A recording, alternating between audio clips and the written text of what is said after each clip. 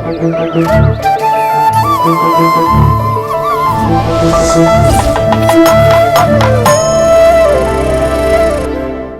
New Tamil cinema நேயர்களே. இன்னைக்கு நம்ம பார்க்க போற படத்தோட ரிவ்யூ என்ன அப்படின்னு பாத்தீங்கன்னா, அழகென்ற சொல்லுக்கு அமுதா, எல்லோரும் இன்புற்று இருக்க நினைப்பதன்றி வேறொன்றும் அறியேன் பராபரமே என்ற கொள்கையோடு கிளம்பி வந்திருப்பார் போல் இருக்கிறது இப்படத்தின் இயக்குனர் நாகராஜன். அக்மார் காதல் கதையில அன்லிமிட்டெட் வெடிசிரிப்பை கலந்தால் அதுதான் அழகென்ற சொல்லுக்கு அமுதா. தம்பி, நீங்களாம் இத்தனை வருஷம் எங்கப்பா இருந்தீங்க என்று இந்த புதிய டீமை வியக்காமல் தேட்டரை விட்டு வெளியே வருகிறவர்கள் உமனாமூஞ்சி உலகநாதன்களாகவோ சுடுகஞ்சி சுகுமாரன்களாகவோ மட்டுமே இருப்பார்கள். டபுள் மீனிங் இல்ல, கெட்ட வார்த்தை இல்ல, அநாகரிக அசிங்கங்கள் இல்ல, ஆனாலும் நிமிஷத்துக்கு நிமிஷம் வெடித்து கொண்டே இருக்கிறது தேட்டர். காதல் படத்தை விரும்புகிற அத்தனை பேரும் அவரவர் குடும்பத்தோடு தேட்டருக்கு போனா ஒரு இனிய அனுபவம் நிச்சயம்.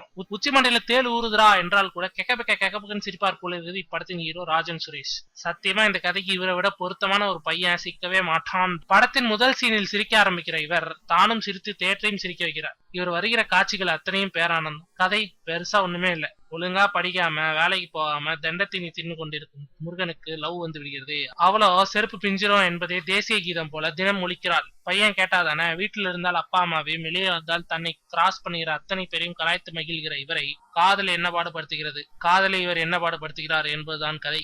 ஹீரோ ராஜனின் டைலாக் உச்சரிப்பே அலாதியாக இருக்கிறது. அதுக்காக படத்துல வர எல்லாருமே அப்படியே பேசினா கொஞ்சம் கவனிச்சிருக்கலாம் டைரக்டரை. பார்த்தவுடன் பிடிக்கிற முகம் இல்லை, ஆனால் படம் முடியும் போது மனசுக்கு நெருக்கமாகி விடுகிறார் ராஜன். தமிழ் சினிமா இவரை முறையாக பயன்படுத்தினால் இன்னும் ஒரு கரண்ட் அக்கவுண்ட் ஹீரோ கிடைக்கும் வாய்ப்புண்டு. ஹீரோயின் அர்ஷிதாவுக்கு எள்ளும் கொள்ளும் வெடிப்பது போலவே முகத்தை வைத்துக் கொள்ள வேண்டிய நிர்பந்தம். டுயட் காட்சிகளில் மட்டும் கொஞ்சம் ரிலாக்ஸ் ஆகிறது இந்த பிஞ்சு முகம். தன்னை காதலிப்பவன் லூசு என்கிற முடிவுக்கு வர முடியாமல், லவ் பண்ணவும் முடியாமல் தத்தளிப்பதை இயல்பாக வெளிப்படுத்துகிறார். சற்றே அறிவு முதிர்ச்சியுடன் ஹீரோவின் அப்பாவிடமே சென்று பேசுகிற காட்சியெல்லாம் படு ஸ்மார்ட். ஹீரோவின் அப்பாவாக வரும் பட்டிமன்ற ராஜா பட்டிமன்றத்தில் 1000 ஜோக்குகளை கூட கேட்டிருக்க முடியும். ஆனா அதையெல்லாம் மிஞ்சுகிற அளவுக்கு இவரை பேச வைத்து அழகு பார்த்திருக்கிறார் டைரக்டர் நாகராஜ். படத்தின் பலமே டைரக்டர் எழுதி வெடிசிரிப்பு டயலாகுகள் தான். சென்டிமெண்ட்ல உருகி அழுது மூக்கு சிந்தி நம் சட்டையில் துடைப்பார்களோ என்கிற அளவுக்கு படத்தில் கேப் இருந்தாலும் அங்க ஒரு ஜோக்க போட்டு கலகலக்க விடுகிற வித்தை கைகுடி வந்திருக்கிறது அவருக்கு. அதுவும் காதல் தோல்வியால் ஓவர் ஃபீல் ஆகிவிடும் ஹீரோ அளவுக்கு அதிகமாக சாப்பிடுவதை கண்டிக்கும் அப்பா ராஜாவுக்கு ஒரு விளக்கம் சொல்கிறாரே,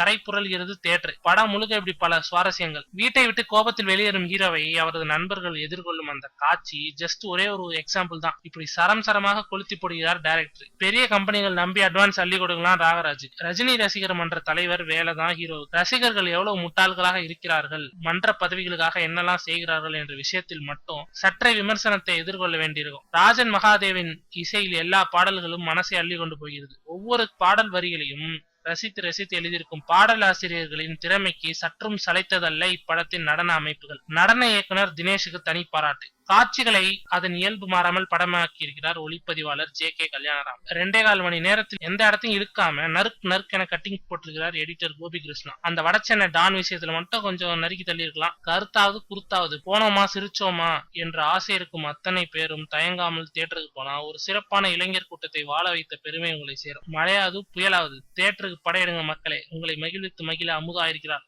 அவரோட சொந்த பந்தங்கள் எல்லாரும் காத்திருக்கிறாங்க. பின் குறிப்பு: ஒரு தவறான இளைஞன் பற்றிய கதையை பிரமாதம் என்பதா என்கிற கருத்து கந்தசாமிகள் மட்டும் எங்காவது கோவில் வாசலில் நின்று உபன்யாசம் கேட்டு இன்புறலாம். மற்றபடி இன்னொரு புதிய பாதை போட்டிருக்கும் இளைஞர் கூட்டத்திற்கு நமது ஆதரவு முழுக்க முழுக்க.